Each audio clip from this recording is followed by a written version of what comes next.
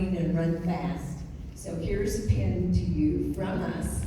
You also talk about the culture of the United States, of the American people, and we've got to remain the culture. Well, at Keller Williams, we believe in culture as well. So this pin is a culture ambassador for Keller Williams. Woo!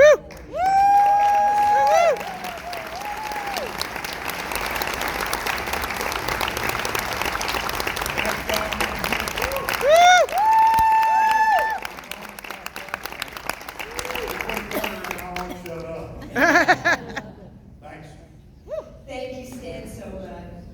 The next gentleman was chosen because he has done things that I can't even go into because he's going to tell us all about them. I'm getting feedback here, something interesting.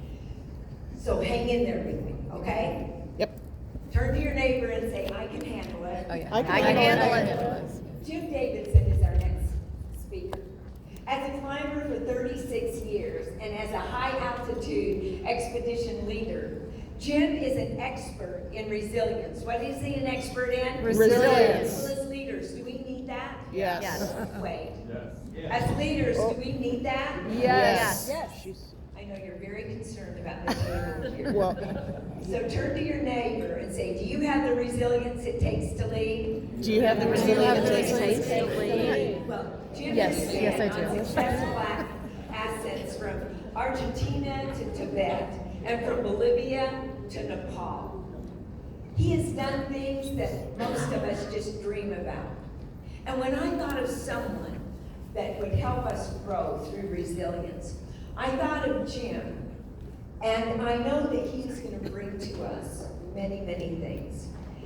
Now, one of the things that I do know about Jim, when I read about all of the accolades, and you can see them right there in your book, I don't want to go into a lot of them, yet along the way, he and his teammates have been commended twice by the U.S. National Park Service for volunteering for successful high-altitude rescues. How many of you are afraid of heights?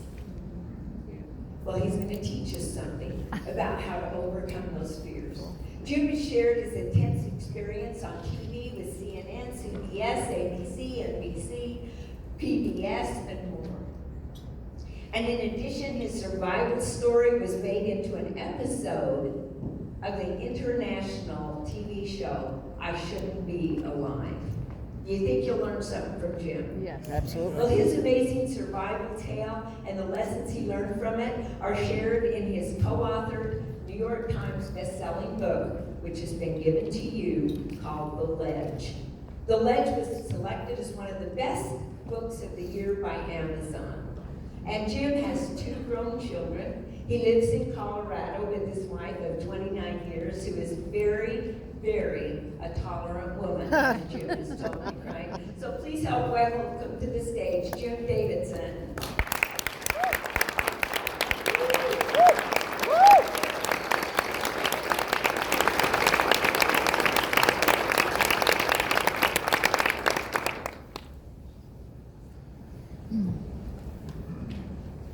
When I was 10 years old, I saw a black and white photograph of Mount Everest. There were these soaring rock walls and hanging ice cliffs and a pointy summit scraping the sky at 29,029 feet. I was captivated. That's the day that I decided someday I want to become a climber. When I got older, I learned how to climb. And I also became a geologist. I learned how mountains form and why glaciers move. And after 3 decades of being a mountaineer, in 2015, I finally decided the time had come for me to try and climb Mount Everest. But I knew that trying to climb the world's highest peak at age 52, there was going to demand all the strength and focus I could scrape together. I also knew that my friends and I weren't going to Nepal to conquer the mountain, because nobody can conquer a mountain. We were going to try and climb Mount Everest to challenge ourselves, because by challenging yourself, you refine yourself into a better version of you. Now you might be thinking, I don't plan on climbing Mount Everest anytime soon, so how is listening to these climbing stories going to help me with my work or my life? But if you'll come with me today on this adventurous journey, from all these intense experiences, we'll distill out how you can cultivate a resilient mindset for overcoming change, challenge, and uncertainty. So let's see what Mount Everest and other big mountains can teach us about having resilience. Now, it would be great if I told you that I dreamed of these far-off, incredible peaks and that I jumped right into climbing and I was a natural at it, but that's not true. I was a terrible athlete as a young man.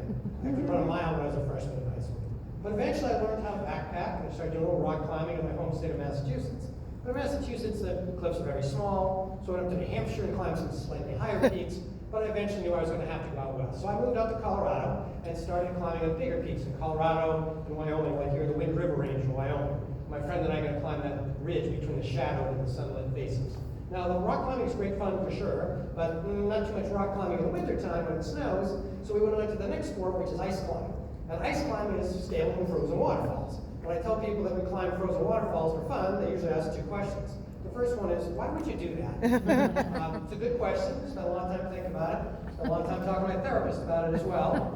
Don't have a good question on why we would climb big mountains like that, but I can answer the second most common question, which is, how do you climb frozen waterfalls?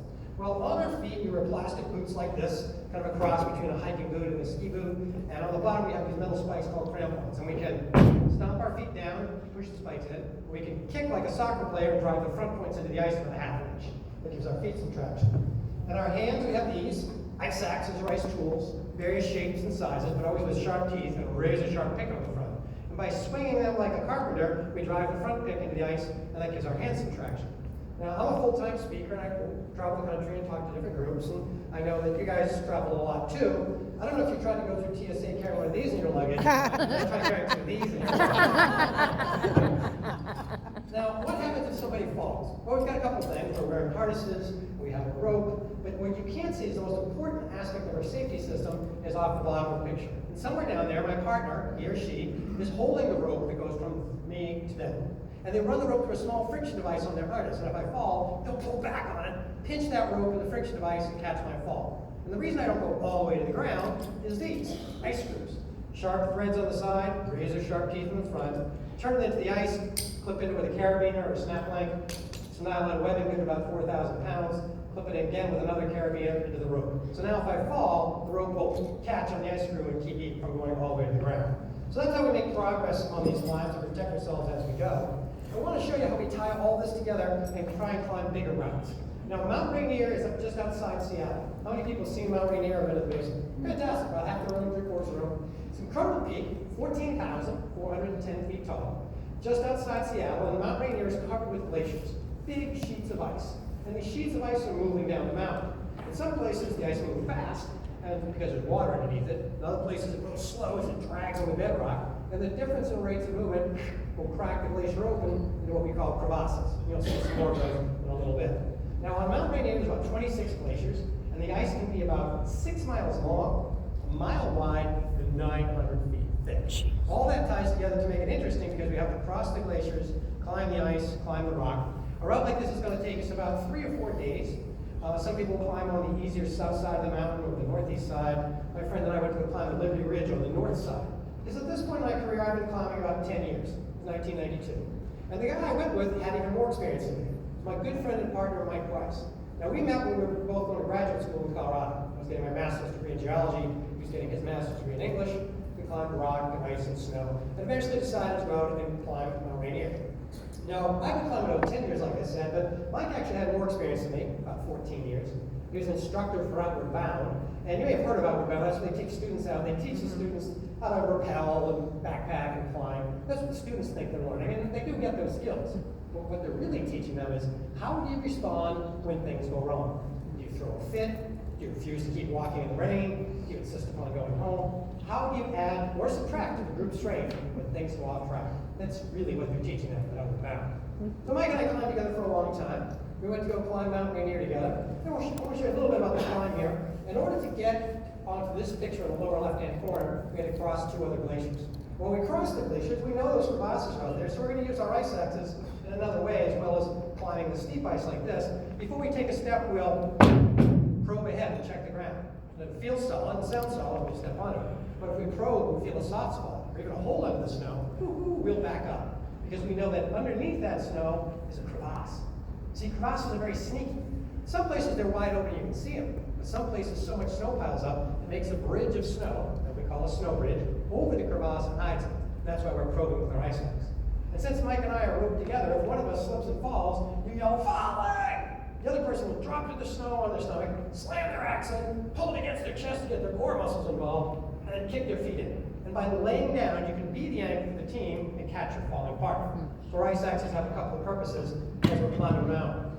Now, we know that this climb's going to take us a couple of days. We have food and fuel and rock gear and ice gear and all this stuff. But we took out our we took out the tent because they weighed about 9 pounds back then in 1992. We're going to sleep out under the stars.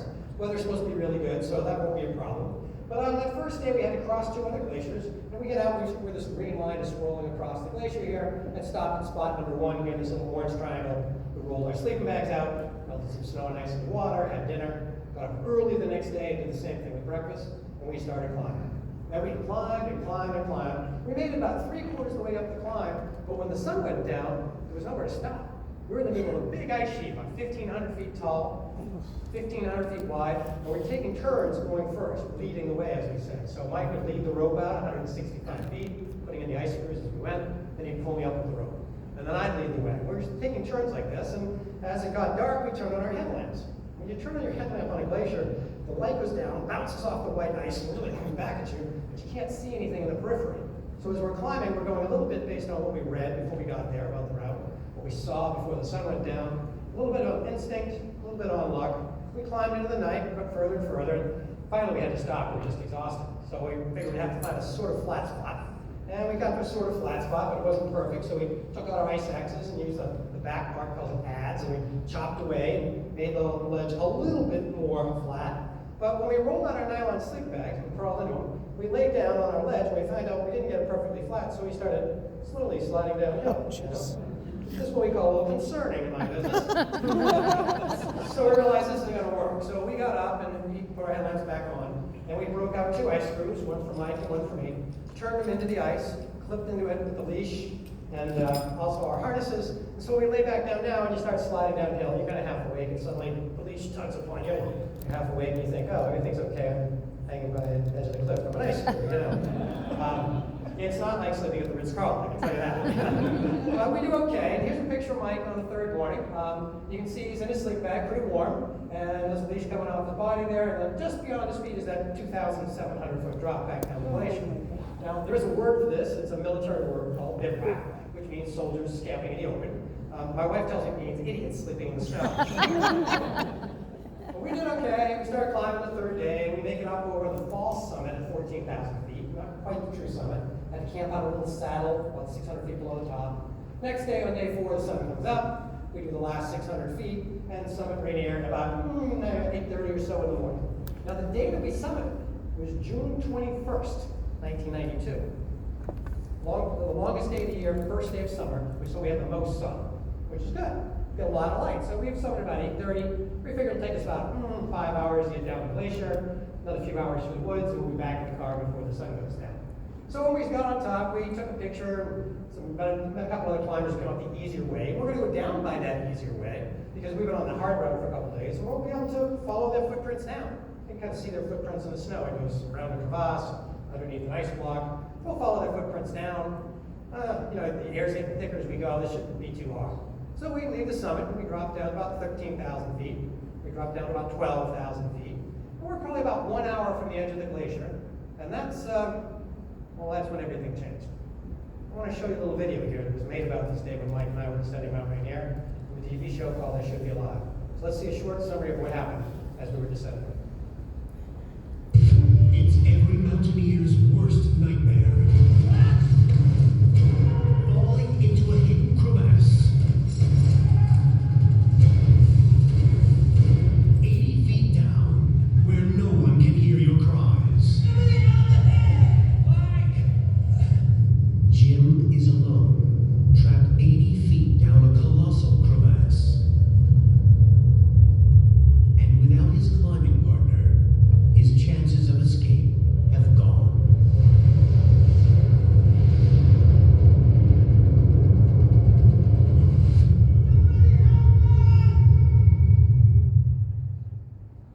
You might have heard the announcers say without his climbing partner, but I was with Mike.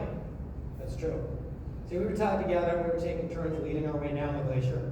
I was up front, and I probed my ice axe, and the snow felt solid and sounded solid, but when I stepped onto it, it collapsed beneath my foot. and I knew immediately that I was not standing on the glacier anymore. I was on one of those weak snow bridges, spanning across a big hidden crevasse.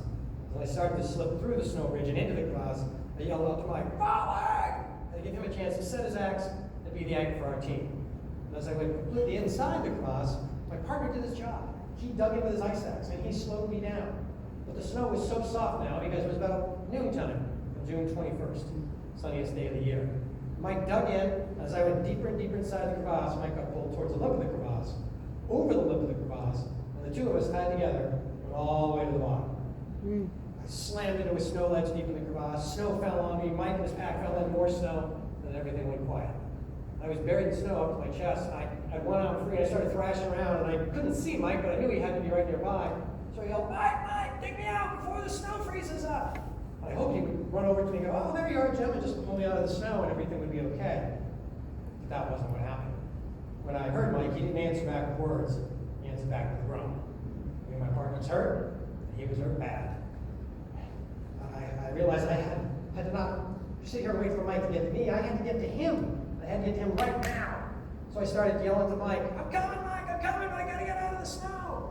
I started thrashing, trying to free my other arm up. And as I was digging down to free my other arm from the snow and ice, Mike's breathing went slower, slower, and then it stopped. I thought, now that I just made noise, I must have just missed it. So I listened more carefully. Nothing. Mike!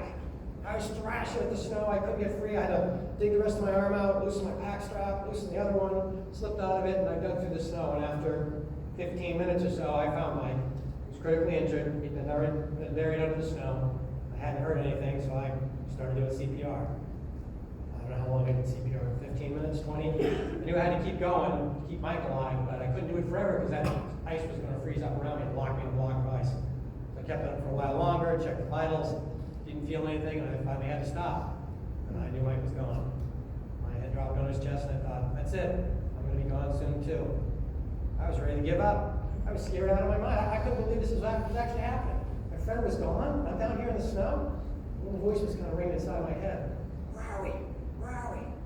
So it took me a while. I dug my way out of the snow, and when I stood up and looked around, what I saw was this deep blue light down there. You see, the ice will filter out yellows and reds and greens out of the light spectrum. And the only light that makes it down inside a crevasse is blue light. So the deeper you go, the bluer it gets. This was the bluest crevasse I'd ever seen. And the ice walls were kind of pressing in kind of close. It was Mike and I were on a snow pile about 6 feet long, about 2 feet wide, so the walls were about 2 feet apart. But as they went up, they leaned out from one another. So they were 4 feet apart, 6 feet apart. Then they started going vertical. And then way up at the top, they started coming together like an overhang. And way at the top, there was a little circle of light. The hole in the snow bridge had collapsed beneath our feet. And the distance from our ledge up to that pile of snow was 80 feet. I said, "Oh, Mike, we're in trouble. We are in big trouble, man." Because there's no way I could climb that. No way. I mean, back in 1992, even the best ice climbers in the world using those kind of tools couldn't climb overhanging ice. I was a good climber, I'll try, but I can't climb something like this.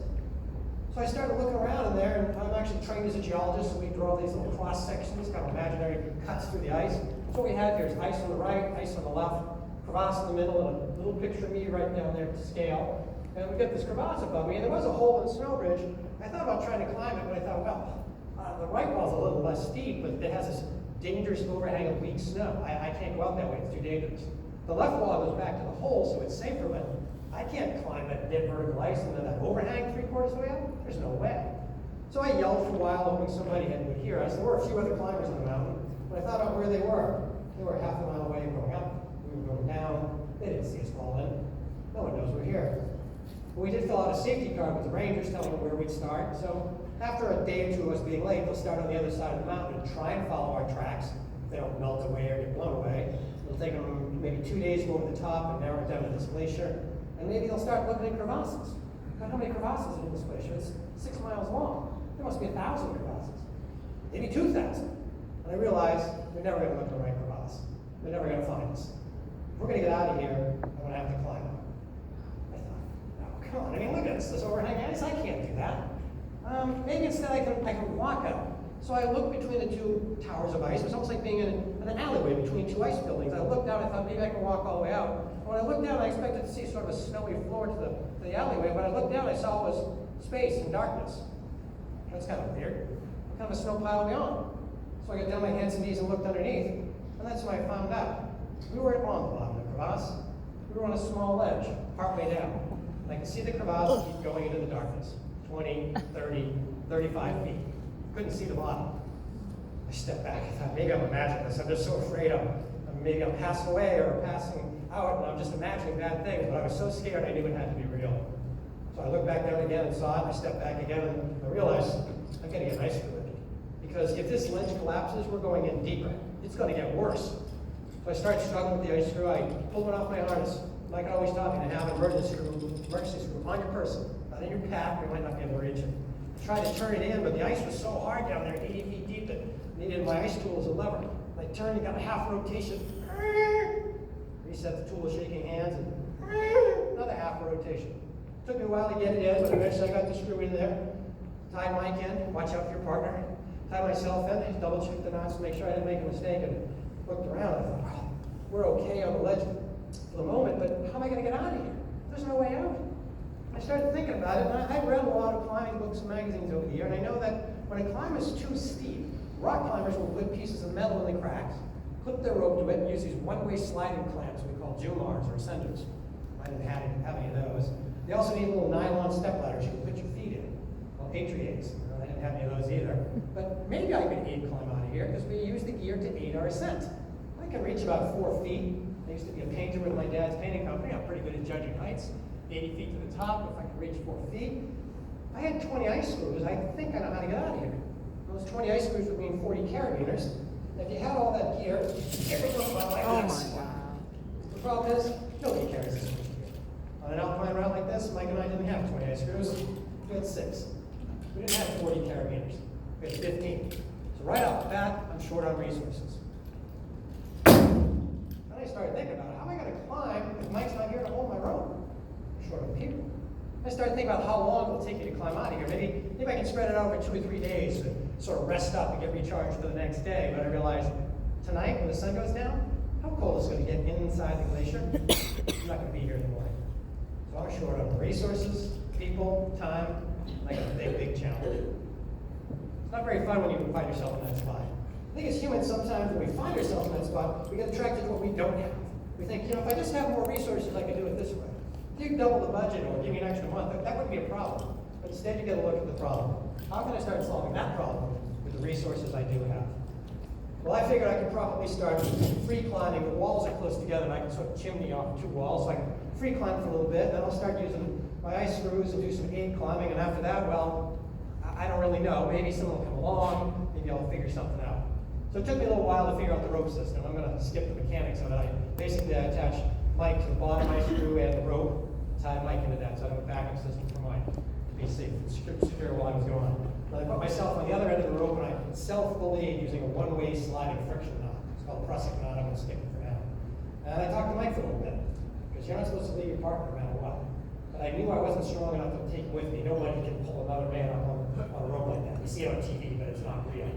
So I told Mike I have to get out of here to get some help. I promise I'll come back for you, but I gotta get out before the sun gets down. So I jumped on that wall and I started climbing like a man possessed. I had those 2 walls close together so I could chimney. I climbed up about 20 feet, hung off one tool, and started the ice screw, and had to use my other tool to crank that ice screw in. Eventually got it in, rigged my system up, double-checked everything, very gently let myself sag onto the ice screw. It held. Couldn't believe it. It held. My self-belay system was working. I looked down, I could see Mike 20 feet below me on the ledge down there. I look up, there's 60 feet to go. Well, if I just climb 20 feet in 1 minute, 60 feet to go, I should be out here in 3 more minutes. Yeah, 3, you guys are good with numbers, right? 3. Well, it wasn't going to be that way. Because once the wall started spreading apart, I had to commit to one wall. Then I had to use my arms more. And that went to dead vertical, overhanging. When it goes to overhanging, all the weight gets put on your weak arms, not your strong legs, and then I fell. I knew it was going to happen, so I wasn't too surprised. I fell off the wall, smashed in below the ice screw, the self-belay held. When I hit the wall, I left a little bloody face print on the wall, and I realized I was going to have to start aid climbing. Now, I was scared by this because I'd only done a little aid climbing my whole life, and now I'm going to do it on ice screws. Well, I'd already used up 1 ice screw for the bottom anchor for Mike, the one I was hanging from. I got 4 left. Well, okay, I'll start doing it. I'll reach up and put an ice screw in. What I found was I didn't have 4 vertical feet of reach because it's overhanging now, so I've got just about 3 vertical feet. But I'm working on it. I started turning the screw and wow, really wears your arm out fast. So I switched to the other arm. Take a long time to get one ice screw in. And I'd rest up. Clip the rope to it, rest up. Pull myself up like a sack of potatoes, clip in with a second carabiner, and after about 20 feet, about 20 minutes, I made 3 feet of progress. Okay, well, that's the way it's going to be. So I did that. I took a rest and started up again. I put in another ice screw, another ice screw, another ice screw. And after all of that process, I made it out about 35 feet, about halfway. But I was completely out of ice screws. None left at all. So you guys tell me, if I absolutely have to have some ice screws, what am I going to do? I hear the word down. Go back down. I realized that those ice screws at the bottom aren't helping me out very much anymore. If I want to go up, I'm going to have to go up and down and up, over and over again. It's going to be tiring. It's going to be dangerous. It's going to be slow, but that's what I have to do. So that's what I did. I went up and down that wall for 1 hour, 2 hours, 3 hours. And after 3 long hours, I made it out about 3/4 of the way. I was pretty tired. I tried to eat and drink, but whenever I ate and drank, I threw up, and when I threw up, blood came out. I figured that was going to be a time clock as well, but I was doing pretty good. I made it 3/4 of the way out. And I got to tell you, when I left the ledge down there hours before, I didn't think I'd make it that far. I wish I could tell you that I thought of some cool climbing technique that no one ever thought of. Or I found out I was a better climber than I thought I was, but that's not true. The reason I made it up that wall was just good old-fashioned grinding perseverance. Perseverance has gotten a lot of things done. From the founding of our country, through growing your company, to today's work, to getting the kids out the door on time, or making it here on time. Good old grinding perseverance can get an awful lot done. And that's how I made it that far.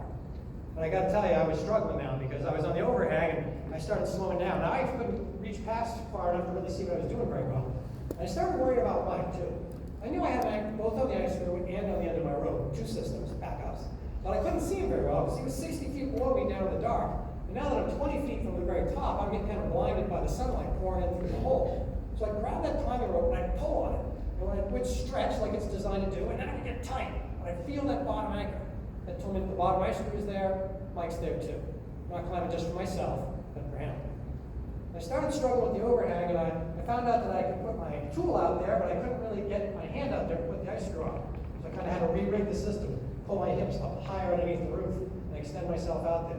And I could get my hand out there and start turning the screw in, but I couldn't really see what I was doing, so I had to keep taking turns, reaching out, feeling what was going on. It took me a bunch of times to try and get that screw up. I fell off once or twice.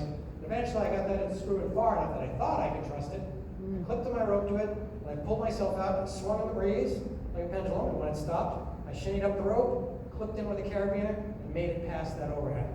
Now, the process of that was a long, ugly process, falls and everything. I co-wrote a book about it called Ledge. You've got a copy in front of you, so I'm not going to give all the details on it. You can get it in there, won some awards, that kind of stuff. But the biggest thing I found out was getting past that overhang. I had to think about that overhang for hours and hours, wondering how I was going to get past it. I think if I just sat down on the ledge and tried to figure it out, I wouldn't have been able to figure it out. I had to get in there and start wrestling with the problem. Have some failures, have some successes, and slowly refine myself and my techniques a little bit. I had to get in there and wrestle with the problem. When I got up there and I was scared, I started thinking about Mike, 60 feet below me. I started thinking about his folks back home, what I was going to tell them when I made it out of there. I started thinking about my wife, my family. And really, I think that's when I realized me climbing out of the crevasse, that's kind of a small detail. It's not about me. It's about me getting out of the crevasse so I could tell Mike's parents and my family what happened there. Because everything Mike and I ever had, everything we ever did, we owed to them. Back to them, honor. And I realized if I lived long term, that'd be great, but if I didn't make it out, if I didn't live long term, I still had to make it out of there and tell them what happened. But when I realized that this wasn't about me anymore, I kind of calmed down. I realized it's going to be simple. I'll just keep climbing until I can't climb anymore. And I think that's when I found my resilience. The thing where I can look inside and say, I don't care what it takes, I'm going to get this done. And later on, when the conference is over, maybe you're riding home or sitting on a plane, think about where your resilience comes from. Maybe it comes from the folks that raised you, your kids, your faith, your honor code. If you know where your resilience comes from, if you get in a tough spot, you'll be able to tap into it that much faster. Well, I made it past that overhang, and that was pretty good progress, but I was tired, man. And I got very lucky because once I made it past the overhang, the angle started laying back, 80 degrees steepness, 70 degrees. Also, the wall started getting softer, so I could get back to swinging my ice tools and kicking my crampons in. crawled up a little bit higher. And when I got to the surface, I had to hack away some weak loose snow that had been rotting in the sun now for almost 5 hours all afternoon. Planted a tool, I barely wallowed and crawled and slithered my way over the top, and I made it up onto the surface of that glacier. I made it out of the crevasse, but I wasn't safe. I was standing out in the middle of this huge glacier, and it was about 5:30 now, June 21st, which was Father's Day, Sunday afternoon. There was nobody on the mountain anymore. Now, I knew there was a ranger station down there because Mike and I had walked by it 3.5 days before, so I ate some snow to try and get my voice back and started yelling. They couldn't hear my words because there were about 1,100 people below me, but they heard, ah. Eventually, they put together 2 rangers, 2 volunteer rescuers, and they took a couple hours, but they got up to me, and then they used their rope system to lower the ranger down. He checked on Mike, and we hauled the ranger back up, and the ranger said, "You got Mike secure, but we're gonna need a lot of men and equipment to get him out of there. We can't get him out today." So the next day, that night I stayed in the ranger's hut. The next day, a helicopter flew in with a bunch of guys and equipment. It took them all day to get Mike out of the crevasse because the crevasse had started to collapse in on itself. They got Mike's body off the mountain back to his parents, and I managed to get off the mountain as well. I made it off the mountain, and I eventually made it back home to Colorado to see my wife again. But I was a beaten man. I had lost my best friend. I was racked and killed. I didn't know what survivor guilt was before this, but I knew now. Mike was a better climber. He should have survived, not me. And the mountains have been this place of joy and recreation and fun and spirituality and recharge, and now I was just afraid. I don't want to go near the mountains again. I took this picture when I was at the ranger station before I left Mount Rainier to remind myself of what it was like that day. I eventually got home and I took a little time off to kind of recover physically and spiritually and everything. And things were kind of slow. And my wife and I decided to go on a trip to kind of take a little break from life. And so we decided to go to Nepal. Because Mike and I had always talked about Nepal. We were climbers here in America. We dreamed that maybe someday he and I could go together to Nepal and climb on the big peaks, maybe even Mount Everest. I wasn't going to be able to climb any peaks in Nepal or Everest with Mike, but I could go there and honor Mike. So my wife and I went all the way over to Nepal. We did a trek, a backpacking trip, basically. And at the base of Mount Everest, we had a ceremony, a puja, to honor Mike. That helped a little bit. We came back, and slowly I had to get back to work. I was a geologist, had my own consulting business. So I started working again. My wife and I had a baby, and bought a house, and another baby, and years went by. And I really didn't climb much for about 3 or 4 years. And I started thinking, what am I supposed to do with my life? What am I supposed to do with this story? If I just let it sit there, it's just kind of a bad thing that happened to me and Mike. Maybe somehow I can share something from it to help other people. So I thought about maybe I should teach classes about how to climb out of crevasses. I realized that's not going to help that many people. I mean, there's only climbers, only a few climbers go on glaciers, not many are going to be in a crevasse. And I thought maybe it's not so much about climbing out of glacial crevasses. Maybe it's about climbing out of other crevasses in life. Things like bankruptcy, mergers, illness in your family, challenges with the kids. Those are the kind of crevasses we all encounter. So after I thought about it for a while, what I realized is I need to talk about a mindset. How can you try and get out of these tough situations? You've all got inside your book, there's little postcards, some of you found it. I'm only going to put up a few word slides, but when I do, these are the things I've distilled from this experience over the years. If you get in a tough situation, a resilient mindset will help you through it, whatever the problem may be. There's a couple of subparts to having a resilient mindset. The first thing is when the change happens. If it's a change you choose, like, I'd like to move to Hawaii, you're excited about that. But if it's a change that's thrust upon you, forced down your throat, you may not be as excited about that. The economy changed. A competitor opened up across the street. We're going to have to do a merger. Those kind of changes are tough. The best thing you can do is accept it. The change is here, and then you ask yourself, okay, what can I do about it? You start thinking about it, there's all these sub-challenges.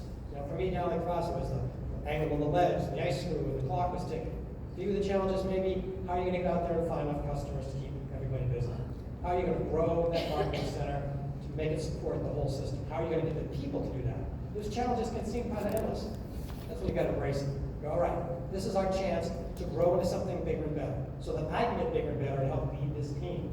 And then you go, well, there's a lot of uncertainties. I don't know about the economy this, the market that, and those kind of things go on and on. Those uncertainties don't go away, and that's when you have to persevere. You have to have faith in yourself, your team, and the bigger team, all the people in this room. You can call them later and say, hey, did you ever have this problem?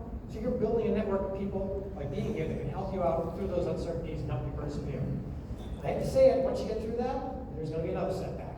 The economic crisis of 2022, or the blah, blah, blah regulation of 2023. I don't know. I'm not an expert in your field. But when that happens, you're going to go back to the top and do it over again. The cycle of engaging with challenges, building that resilient mindset, and applying it over and over again. That's the part. It's tough, but that's the part that's key to making progress. Now, there's more about the story. I know I skipped a few pieces. The video's out there. I Shouldn't Be Alive. It's a TV show. The episode's called The Killer Crevasse. There's about 50 episodes of it, so you can find the Killer Crevasse episode. It aired in 2011. Sometimes it airs around the world on the Discovery Channel. Here in the States, it tends to air on the Animal Planet. And sometimes someone will call me, right? And they go, "Hey, Jim, I see your show. It's on the Animal Planet. Are there any animals involved in this?" No, I mean, it'd be great, right? If I was down the Crevasse, I had to fight off giant anacondas with more ice axe while I was climbing. And, I got to the summit, and I came out of the Crevasse and looked up over the summit. There was a Sharknado over the top. None of that. It's just their network. You can buy it in a couple places for the usual price. You get a copy of the book already. People will often ask me, "Did you ever go back to climbing?" Well, not at first. I was scared, I was unsure, I was a busy dad and everything, but after about 5 years after the accident, 1997, somebody who runs the outdoor program at the local university, Colorado State University, said to me, "Hey Jim, we take the students on trips, and our big graduation trip is to take them on expedition. I would love to take the students to Nepal, and you went to Nepal with your wife, right?" "Yeah, that was about 5 years ago." He said, "Would you come with me and be my assistant leader, and we'll teach the students how to be expedition climbers in Nepal, the highest level of climbing?" I thought, well, wait a minute. I'm not even sure that I'm a climber anymore, and you want me to be responsible for other people and step back out on a glacier again? I don't know about that. So I talked to my wife about it for a while, and I thought about it, and I thought maybe this is how I'm supposed to get back, to share what I know from the good days and from the bad things that happened, pass that knowledge on to the next generation. So I signed up. I said, "Okay, let's take these students on this trip. I'm a little nervous, but I'll try and step up to the plate." And we took the students to Nepal. We climbed 19,000 footers and 20,000 footers. Had a beautiful day. There's Mach Blue in the background, 5th highest peak in the world. And what I found is that by giving the students what I had learned through hard experience, something that hopefully built a little wisdom, I actually felt better. I felt like I was taking a bad thing, turning it into a good thing, and passing along that knowledge, both from the tough days that happened with Mike and trying to convert that into a lesson to hand to them. And as I went on through the years, I began to realize the psychologists actually have a name for this. And you've probably heard when something goes wrong about PTSD, post-traumatic stress disorder. First responders have it, our soldiers, people that have been traumatized. It's a very real thing. And something else goes along with it that's less known. PTG, post-traumatic growth. Literally growth after trauma. Now, this is not a magic antidote to PTSD. People that have something traumatic happen, they're changed. The world is different. But over time, if they can think about it, and from the mess, you can start to distill some meaning. You can pull out some strength, some wisdom that you can take with you for the next challenge, for the next opportunity. This is really a slow process. It's a slow journey of transformation. But if you can get through it, post-traumatic growth can give you more vision, more purpose, more resilience for that next challenge, for that next opportunity. You can step up as a leader and help other people get through their challenges. When I realized this, I realized that keeping the process of teaching the students, that was going to help them and me. So I went on these expeditions every other year. We took students to Bolivia, Ecuador, Alaska, and Argentina. I went down to Mexico and climbed the volcanoes just outside Mexico City. Even went over to Tanzania in Africa, and climbed Kilimanjaro. And I took a little break and I went on a big climb myself. And I went off to climb in Tibet, Choyu, 6th highest peak in the world, 26,900 feet. And this was all great. I did this for about 15 years, but I realized I wasn't playing to my highest level. I knew I could do a little bit more. So finally, at age 52 in 2015, I decided to sign up and try and climb Mount Everest. Now, I was going to be 52 when we got there, so I trained the hardest I ever had in my life. Got the best shape ever. Joined a really good team, studied everything I could about the mountain, and we went over to Nepal. Has anybody here been to Nepal? It's an incredible place. If you go there, it'll change your life. One of the prettiest spots on the planet. People are incredibly poor, they're incredibly giving.